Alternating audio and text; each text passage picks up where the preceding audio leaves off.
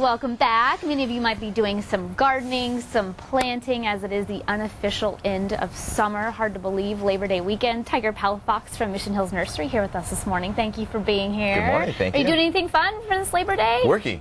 Of course you are. Because the plants never stop growing. They don't. And the advice never stops coming from Tiger Palafox. How you doing? I'm doing great. Good. And you know, you didn't get the memo. We're doing our shop from Hawaii this morning. I got my shirt on. I got my flip-flop shorts. Yeah, I did miss that memo. Sorry. I apologize. But we're talking tropicals.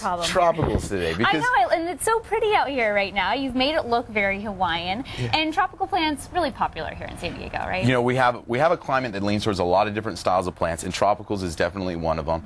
You know, some plants need a lot of heat, some plants need a lot of shade, but things that do really well in our environment is tropicals, especially near the coast, because they have such that coastal influence of fog and marine layer, and it's a really easy way to grow them over there near the coast. Yeah. Okay, so we're going to start with our plumerias that we're getting a close-up of right now. Plumerias, great. I actually have one at my house, but I was talking to you about it during the break, and it has a little bit of a problem because it's growing at a side because they're not supposed to get too much sun, so I'll put it in the shade, and then it starts growing towards the sun. So you got to help me, maybe help some of our viewers out there. How do you grow the proper plumeria? How does it work? What you mentioned was critical, light, okay? Plumerias, you're right. Some areas of town, they do not like direct sun because it's too hot, but they need a little bit of shade, so you put them in the shade. Well, then they start to go towards the light. You want to do is take that plumeria and put it right on the edge of the shade where they're getting protection, but still a good amount of light.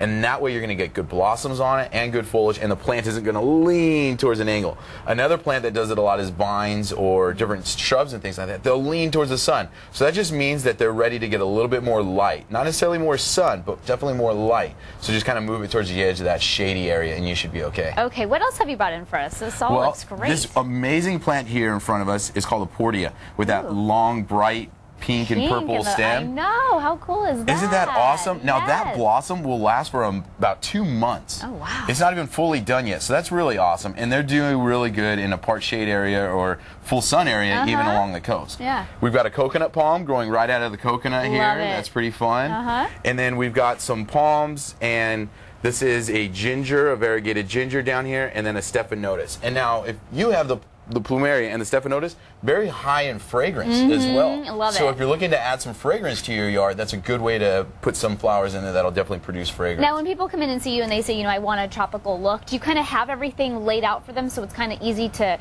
figure out, okay, is this the tropical aisle? This is where I want to be? Definitely. They're usually grouped together because they kind of need the same growing requirements. So there's definitely areas in the nursery that are assigned to tropicals because they like that part shade area where they're going to get a lot of light, like we said, but not a full lot of sun. Now, the other critical part about tropicals is they need their fertilizer. Right, which you've brought in for us. Right, so I brought in the EB stone, hibiscus and palm food, and the rose and flower. Now, they need so much fertilizer that it's best to use organics because organics slowly release the fertilizer and always have fertilizer there for the plants. Now, you need to reapply it often, but palms and tropicals and different flowers like this love the fertilizer, and so that's why I recommend the organics. That way you're not having to apply it weekly or bi-weekly even. You can apply these monthly, and it's just as good a fertilizer.